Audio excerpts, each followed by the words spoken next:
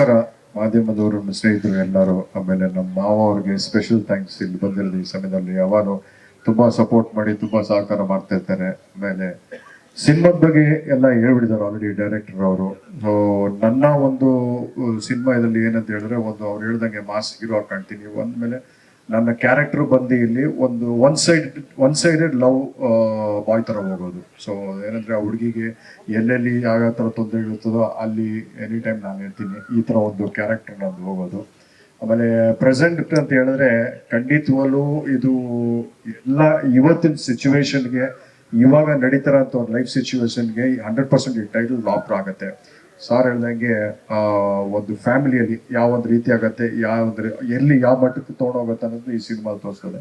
Definite ಆಗಿ ತುಂಬಾ ಚೆನ್ನಾಗಿ ಮೂಡ್ ಬಂದಿದೆ. ಕತೆ ಕೇಳಿದೆ, ಬಹಳ ಇಷ್ಟ ಆಯ್ತು, ಚೆನ್ನಾಗಿದೆ. ಸೊ ಇದು ನನ್ನ ಕ್ಯಾರೆಕ್ಟರ್ ಇದರಲ್ಲಿ. ಸರ್ ಕಂಟಿನ್ಯೂ ಆಗ್ತೀನಿ ಡೆಫಿನೆಟ್ ಆಗಿ, ಯಾಕಂದ್ರೆ ಅದು ಲಿಂಕ್ ಅಂತ ಕೊಟ್ಟಿದ್ದಾರೆ. 3 ಭಾಗದಲ್ಲಿ ಕಂಟಿನ್ಯೂ ಆಗ್ತೀನಿ. ಇದು ತುಂಬಾ ಡಿಫ್ರೆಂಟ್ ಆಗಿ. ಆಮೇಲೆ ಅವ್ರು ಒಂದೇನಂತ ಹೇಳಿದ್ರೆ, ಅವ್ರು ಹೇಳಿದ್ರು ಆತ್ಮ ಅಂತ. ಸೊ ಇಲ್ಲಿ ಎಲ್ಲೂ ಯಾವ್ದು ಹಾರರ್ ಬರಲ್ಲ ಅಲ್ವಾ ಸರ್? ಹಾರರ್ ಅನ್ನೋದು ಯಾವ್ದು ಇಲ್ಲಿ ಬರೋದಿಲ್ಲ. ಪಾಟಲ್ಲಿ ಮಾತ್ರ ಅದೇನು ತೋರಿಸ್ತಾರೆ ಅಂದ್ರೆ ಅದು ಯಾಕೆ ಆಯ್ತು ಅನ್ನೋದು ಒಂದು ಸ್ಮಾಲ್ ಲಾಸ್ಟ್ ಅಲ್ಲಿ ಅದು ಗೊತ್ತಾಗತ್ತೆ ಅಷ್ಟೇ. But this no horror effect ಅನ್ನೋದು ಯಾವ್ದು ಬರಲ್ಲ.